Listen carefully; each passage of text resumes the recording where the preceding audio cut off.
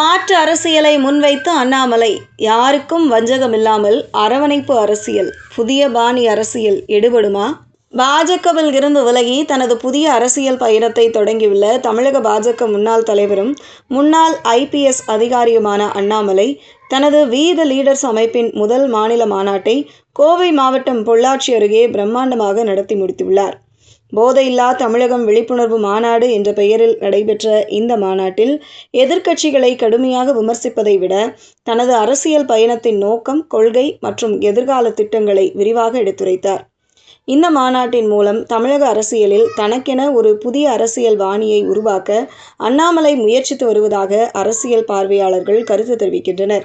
கரூரில் பிறந்த அண்ணாமலை IIM கல்வியை முடித்த பின்னர் கர்நாடக மாநிலத்தில் IPS அதிகாரியாக பணியாற்றினார். விருப்ப ஓய்வுக்கு பிறகு பாஜகவில் இணைந்த அவர் குறுகிய காலத்திலேயே தமிழக பாஜக துணைத் தலைவராகவும் பின்னர் 2021ஆம் ஆண்டு மாநில தலைவராகவும் உயர்ந்தார். சட்டம் ஒழுங்கு, ஊழல், நிர்வாக குறைபாடுகள் உள்ளிட்ட பல்வேறு விவகாரங்களில் திமுக அரசை தொடர்ந்து விமர்சித்து வந்த அண்ணாமலை இளைஞர்கள் மத்தியில் தனித்துவமான ஆதரவை பெற்றார். பின்னர் அதிமுகவையும் விமர்சித்ததால் பாஜக அதிமுக கூட்டணியில் விரிசல் ஏற்பட்டது. 2024 மக்களவைத் தேர்தலில் பாஜக தலைமையில் புதிய கூட்டணியை அமைத்தாலும் அது எதிர்பார்த்த வெற்றியை பெறவில்லை. 2026 சட்டப்பேரவை தேர்தலுக்கு முன்பு பாஜக மீண்டும் அதிமுகவுடன் கூட்டணி அமைத்ததை தொடர்ந்து கட்சி தலைமையுடன் ஏற்பட்ட கருத்து வேறுபாடு காரணமாக அண்ணாமலை பதவி விலகினார்.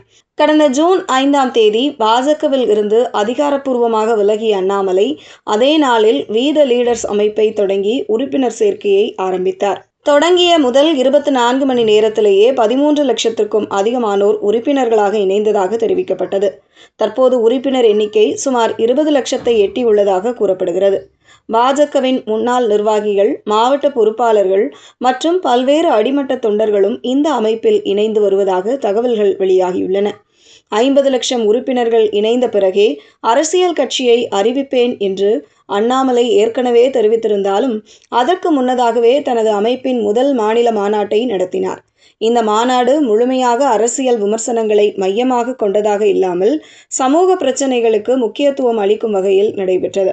மாநாட்டில் பேசிய அண்ணாமலை, இது அரசியல் எதிரிகளை விமர்சிக்க நடத்தப்படும் மாநாடு அல்ல. யாரையும் குறை கூறுவதற்காக நாம் கூடவில்லை. போதையில்லா தமிழ்நாட்டை உருவாக்க வேண்டும் என்பதே இந்த மாநாட்டின் நோக்கம் என்று தெரிவித்தார். முதல்வர் விஜய் தலைமையிலான அரசை நேரடியாக தாக்காமல் புதிய அரசு என்பதால் ஆரம்ப கட்டத்தில் சில தடுமாற்றங்கள் இயல்பானவை என்றும் விமர்சனங்களை விட நல்ல ஆலோசனைகளை வழங்குவதே ஜனநாயகத்திற்கு ஆரோக்கியமான அணுகுமுறை என்றும் குறிப்பிட்டார். மாநாட்டில் மதுபான கொள்ளை குறித்தும் தனது கருத்தை வெளிப்படையாக பதிவு செய்த அண்ணாமலை, கோவில்கள் மற்றும் பள்ளிகளுக்கு அருகிலுள்ள டாஸ்மாக் கடைகள் மூடப்பட்டதாக அரசு தெரிவித்தாலும் பல இடங்களில் விதிமுறைகள் மீறப்படுவதாக தங்களது ஆய்வில் தெரிய வந்துள்ளதாக கூறினார். அத்தகைய கடைகளையும் உடனடியாக மூட அரசு நடவடிக்கை எடுக்க வேண்டும் என்றும் அவர் வலியுறுத்தினார். மேலும் வெறுப்பை மையமாக கொண்ட அரசியல் வேண்டாம், மக்களின் நலனை மையமாக கொண்ட அரசியல்தான் தேவை என்றும் அவர் தெரிவித்தார். திமுக ஆட்சியை விமர்சித்த அண்ணாமலை, அதிகாரத்தில் இருந்தபோது ஆணவ அரசியலை முன்னெடுத்ததால் தான் மக்கள் அந்த ஆட்சியை நிராகரித்ததாக கூறினார். ஆனால் பாஜக அல்லது பிரதமர் நரேந்திர மோடி குறித்து எந்த விமர்சனமும் முன்வைக்கவில்லை. இதற்கு விளக்கம் அளித்த அவர், எங்கள் அமைப்பில் பாஜக மட்டுமல்ல, திமுக, அதிமுக உள்ளிட்ட பல்வேறு கட்சிகளில் இருந்து வந்தவர்கள் உள்ளனர். ஒரு கட்சியை விட்டு வெளியேறும் போது அந்த கட்சியை இழிவுபடுத்த வேண்டிய அவசியம் இல்லை. கருத்து வேறுபாடு இருந்தாலும் பொறுப்புடன் நடந்து கொள்ள வேண்டும் என்று கூறினார். தனது அரசியல் சிந்தனையை விளக்கிய அண்ணாமலை, இந்தியர் என்பதில் பெருமை கொள்கிறேன். அதே நேரத்தில் இந்தியாவிலேயே தமிழகம் முன்னணி மாநிலமாக உயர வேண்டும் என்பதே எங்கள் இலக்கு. மதமும் ஜாதியும் இந்த இயக்கத்தின் அரசியல் அடிப்படையாக இருக்காது. அனைவருக்கும் சம வாய்ப்பு வழங்கப்படும் என்று தெரிவித்தார். அடுத்த 6 மாதங்களுக்கு போதைப்பொருள் ஒழிப்பு, பெண்கள் மற்றும் குழந்தைகள் பாதுகாப்பு போன்ற சமூக பிரச்சனைகளில் கவனம் செலுத்த உள்ளதாகவும் அரசியலில் ஆர்வமுள்ள சாதாரண இளைஞர்களுக்கு பயிற்சி அளித்து தலைவர்களாக உருவாக்குவதே தனது முக்கிய நோக்கம் என்றும் அண்ணாமலை அறிவித்தார்.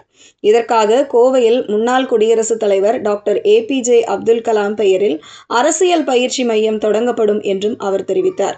உள்ளாட்சி தேர்தல் முதல் நாடாளுமன்ற தேர்தல் வரை தனது அமைப்பின் சார்பில் போட்டியிட விரும்புபவர்கள் கட்டாயம் அரசியல் பயிற்சி பெற்றிருக்க வேண்டும் என்பதையும் அவர் மீண்டும் வலியுறுத்தினார். தாவேக தலைவர் விஜய் தனது முதல் மாநாட்டிலேயே அரசியல் எதிரிகளை நேரடியாக சுட்டிக்காட்டிய நிலையில், அண்ணாமலை தனது முதல் மாநில மாநாட்டில் யாரையும் தனிப்பட்ட முறையில் குறிவைத்து தாக்காமல் அரவணைப்பு அரசியல் என்ற பிம்பத்தை உருவாக்க முயற்சித்துள்ளார் என்று அரசியல் விமர்சகர்கள் கருதுகின்றனர். 2031ஆம் ஆண்டு ஆட்சி மாற்றத்தை இலக்காக கொண்டு செயல்படுவதாக அறிவித்துள்ள அண்ணாமலை, சமூக பிரச்சினைகள், அரசியல் பயிற்சி, இளைஞர் தலைமை உருவாக்கம் ஆகியவற்றை முன்னிறுத்தி மாற்று அரசியல் பாதையை உருவாக்க முயற்சித்து வருகிறார்.